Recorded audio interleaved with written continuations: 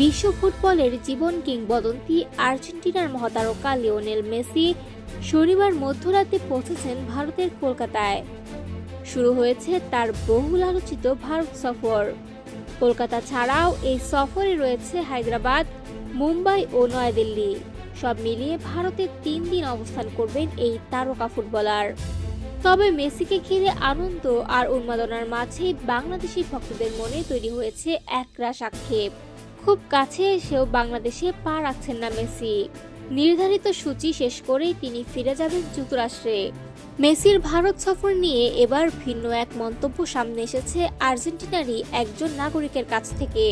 Lionel মেসির দেশের মানুষ লিয়াদ্রো গাল্লিচিও দাবি করেছেন, ভারতের চেয়ে বাংলাদেশে মেসির প্রতি ভালোবাসা ও উন্মাদনা অনেক বেশি। সামাজিক যোগাযোগ মাধ্যম ফেসবুকে দেওয়া এক পোস্টে তিনি প্রশ্ন তুলেছেন, কেন শুধুই টাকার জন্য আর্জেন্টাইন তারকারা ভারতে যাচ্ছেন, বাংলাদেশে কেন যাচ্ছেন না?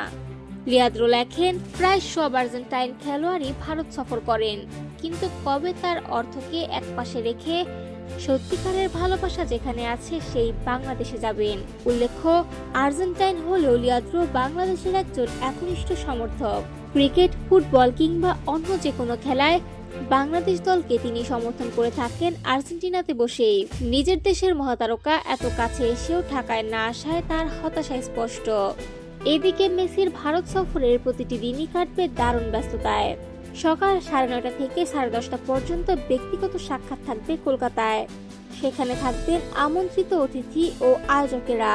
এরপর অনলাইনে যুক্ত হয়ে তিনি নিজের নামে তৈরি একটি ভাস্কর্যের উদ্বোধন করবেন। দিনের সবচেয়ে বড় আকর্ষণ থাকবে সন্ধ্যায় যুব ভারত স্টেডিয়ামে একটি প্রীতি ম্যাচে অংশ নেবেন মেসি।